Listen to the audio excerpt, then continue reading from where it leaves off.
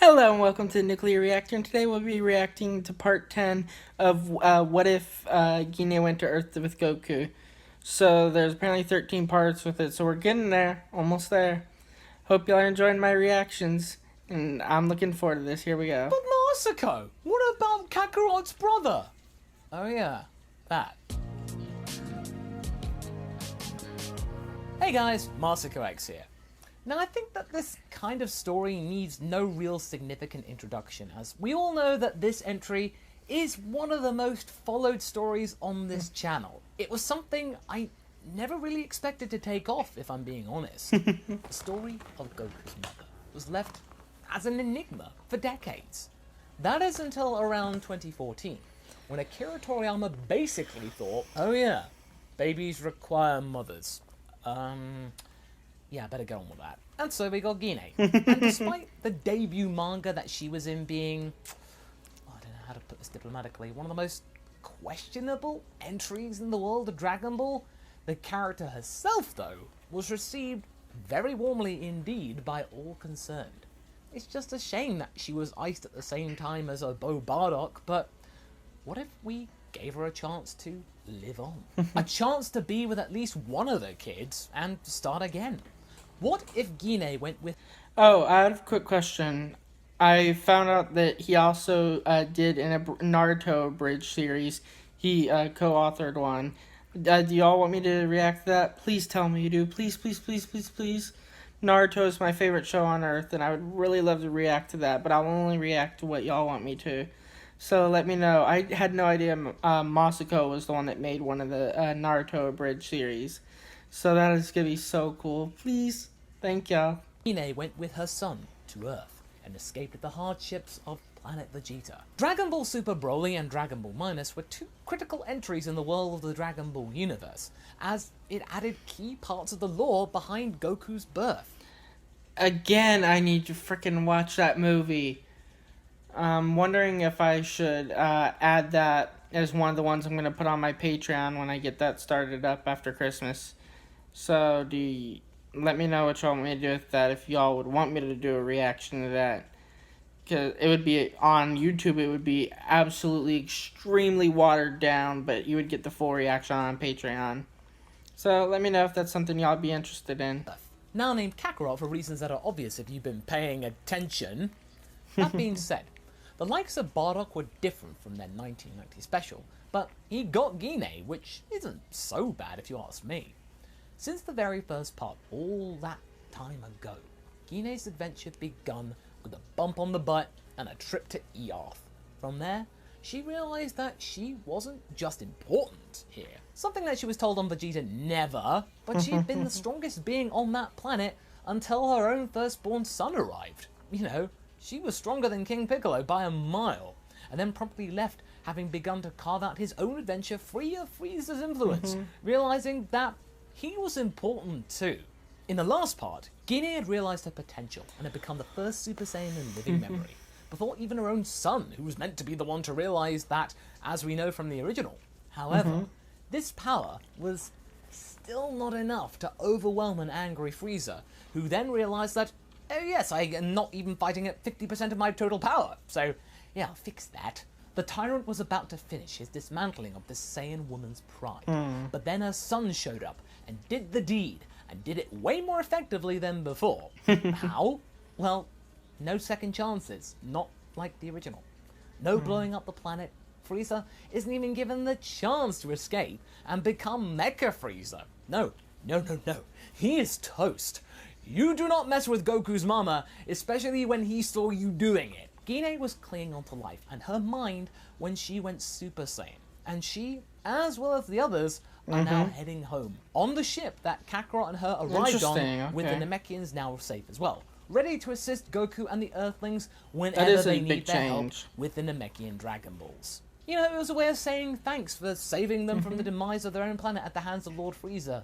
Mind you, they kind of got them stuck in the middle of it to begin with, but hey, no one's thinking about that. But as for Kakarot, he's off to Yardrat, but he's not alone. By the time Goku arrives, the Yardratians recognize the being. Ah yes, he's just like that other being that is currently living there. But more on that later. So, 10 parts. Bardock? Oh, no, no, no, no. Okay. Never mind. My bad. I'm sorry, Raditz. I was thinking Bardock for a minute. Holy shit. But no. Okay. Raditz is there. Parts, eh? How do we celebrate this achievement? Well, tell you what. We will acknowledge the Garlic Jr. saga in this episode. Oh, let's just have a bit of fun. Don't worry though. It's not the focus of this part, I can assure you. Okay, it's thank just more you. than a simple sentence around this time. Months after the gang returned to Earth, Gine has fully recovered and spent the time living a very, very quiet life with Grandpa Gohan, a stone's throw away from Kakarot and Chi-Chi's place. That is until the minions of Garlic Jr. arrive and kidnap Gine, whom they detected to be the strongest being on the planet currently, and suitably fit for purpose for the likes of Garlic Jr. So, in short, instead of Piccolo being controlled by Garlic Jr., it's Gine. Gohan That's not has good. to be the one to save his grandmother, and is able to do so, with his classic rage boost coming to the fore, and they eventually destroy the Black Water Mist. It's still pretty balmy, because, you know, who cares? Vegeta isn't off searching the cosmos for Kakarot this time around, because he's got his teacher and the ability to go Super Saiyan right there in the form of Gine, who has been snubbing him every single time he's tried to approach her about the topic. Then, licking his wounds, literal wounds, because Gine was able to beat him back, which impressed Grandpa Gohan and Kid Gohan, Vegeta then seeks solace at Captain Corps, and the relationship between him and Bulma, you know, that one begins to flourish like it does in the original. But what about Yamcha, I hear you say? Well, he was able to stick around for longer, but his flagrant spending and money-driven ways just kind of wore Bulma down as she got older, to the point where, you know, she kind of lost that romantic spark for him. It just fizzled out. Besides, Vegeta's anger was something that she felt emboldened to subdue, and so he would ultimately see the arrival of Baby Trunks. So we're all getting ourselves ready for when the hero of the hour returns. On Yardrat, Kakarot has fully recovered, and is getting himself used to the world of Yardrat, to, you know, just kind of scope out the joint. But one day, one of the lead practitioners of their martial arts inquires about the Saiyans' arrival. You know, they've kind of been happy to see a newcomer, but now they want to know why he's even there. Kakarot states that he had just gotten from the planet Namek and hoped to be heading back home to Earth, but got lost on the way. He had just defeated Lord Frieza, and "What? Frieza's gone?" shouts a raspy voice from behind a curtain. The Yardratians scatter, and a tall, black-haired humanoid appears from some shawls. It's Raditz. There's no mistaking it, brother. Kakarot is stunned. Of all things to expect, he didn't expect Raditz to be here. The two then shake hands, and Kakarot begins to explain what happened on Namek to his brother. Raditz is left astonished.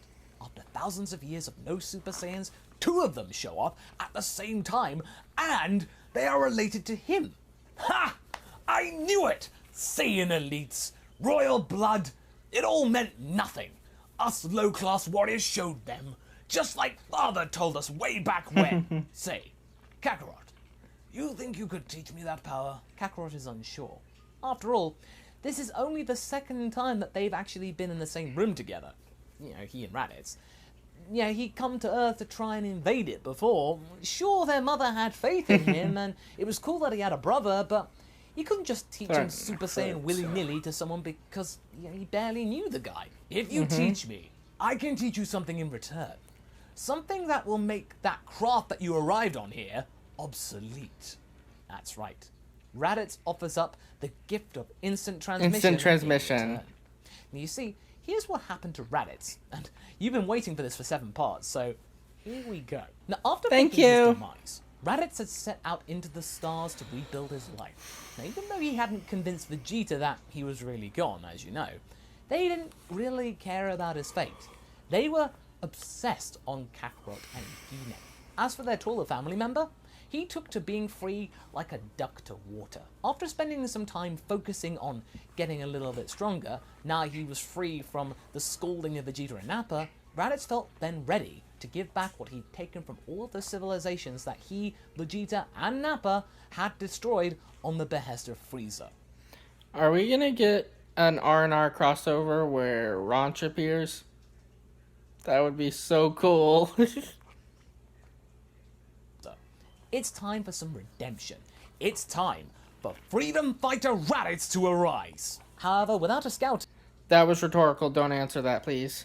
No Raditz was spoilers. reliant on news that came about from hearsay and gossip. Whilst this was a nice change of pace and all, it didn't half make things sort of hard to get started in trying to find things to save. It was a slow start, but the Saiyan did begin to direct his instincts for a good fight into fighting for good, doing his mother proud. The Saiyan got a particular passion actually for this, and soon gained a reputation as a rather ironic saviour. A Saiyan turning good? Who would have seen that coming? Then, one day, Raditz found himself on Yardrat after reports of a rogue outfit having tried to take over the planet and trying to find out the secret of instant transmission, something that was rumoured to be sourced on Yardrat. The holy grail of transportation was in people's hands. Just capture a Yardratian and then use it in your spaceship or whatever. But Raditz stepped in, now having gotten the tech to listen into distress calls. After putting that threat to bed, Raditz was granted an audience with the leader and granted sanctuary in Yardrat, free to call this his home in between jaunts saving the galaxy. Since then, Raditz learnt the secret of instant transmission as another gift, as well as starting to focus on his training again. And here we are. Kakarot can feel that Raditz is a fair bit stronger than he was on Earth, but let's be real here, nowhere near as strong as he or Gine. His brother didn't really want to hear that though. However, Raditz feels that, his time here on Yardrat has run its course. The Yardratians are nice, friendly people and all, but in between jobs, it's kinda dull here. He's the only Saiyan. With Frieza gone, perhaps now he can finally be with his family. Hey, bro, you gonna teach me that thing or yours or what? What? Oh, yeah, sure, whatever. I mean, I have nothing better to do, but teach me Super Saiyan when we get back to Earth. It's Earth, bro.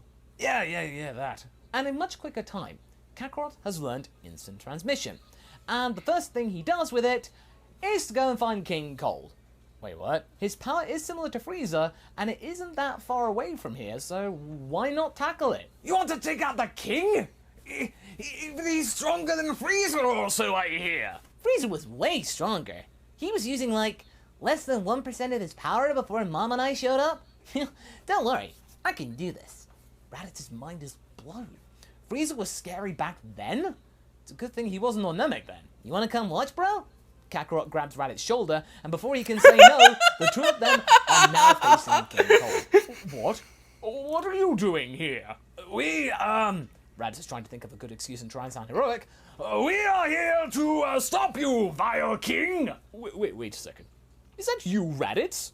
Oh, I thought Vegeta had finished you off years ago. How have you been? I thought I'd try and be polite before I would then eviscerate you for daring to invade my chambers. Kakarot steps forward and then explains to the king that his son is no more, and they are here to do the same thing to him. But King Cold doesn't believe them for a second. That is until Kakarot powers up and blasts a hole straight through him. Kinda like what Trunks did to him. That was fast. Raditz is amazed. He hadn't seen the power of a Super Saiyan before now, and here it is. Kakarot then powers down again and turns to Raditz. Hey, bro, let's go home. I'm starving. Sure. Moments later, Gine and Grandpa Gohan are just gardening outside their house with Chi-Chi and Gohan also playing/training outside, when all of a sudden, Raditz and Kakarot just show up without any kind of warning. Yo! Everybody stops what they're doing, and Gine is just elated. She hugs her two sons. Raditz, you came back! It's over! Freezer's gone! We can be a family now! I know, Mother. Cold's gone too. Kakarot took care of that one. Aw, he was easy. You could have done it, Mom. Aw, shoot, says Gine. I wanted to go then. Everybody bursts into laughter, and this is the first time that Raditz has done so in a long time. But suddenly, a power has appeared near Idiot Rock. It's Trunks. We know it is, but they don't. When everybody heads on over to that location, and I mean everyone, they find a yellow craft with a lavender-haired boy waiting outside it, trying to figure out what's happening. Frieza was supposed to show up. Goku? Huh? But then, he can sense these powers coming close to his ship, including the tall ones. Ah, good. He decided to stay after all. Raditz has no clue who this person is. He has no clue about anything right now. He literally just got here. He just saw King Cold be taken out. Basically, this has been the weirdest day of his life. Trunks spots Goku and beckons him over to deliver the news about the androids, but Raditz insists to listen in too, but Gine holds him back, clutching onto his arm. Raditz, let your brother speak to the nice young stranger. She had been longing to mollycoddle Raditz again for the first time in weeks. Trunks keeps his cards close to his chest though, and simply gives Kakarot the heart medicine and then bids him farewell. But he then says one more thing. Your brother, find him a girlfriend. He looks kind of lonely. And with that, Trunks departs, and Kakarot heads on over to the gang. Okay, guys. I think I was right. I hope I was right. R&R crossover. Hopefully. But Gine, she looks unsure. Just a late one. And that's where we're going to be leaving things for right now. Damn it! So what do you guys think? Are you happy that Raditz is here to stay? Yes, I seemingly? am. How will Come the on, Android give me a and Cell sagas crossover. fare for our Z-Fighters with an extra recruit? Leave a comment below, and let's get this discussion going. Ranch And is one of my I'll see favorite you heroines in the now. next video. Catch you later. Love his character that you created. She's awesome. Hope y'all enjoyed this reaction. And till next time, peace. I hope y'all enjoyed my reaction. If you like my content, then like and subscribe, please. And follow me on Twitter for video updates. The link will be in the description below. And as always, stay nuclear.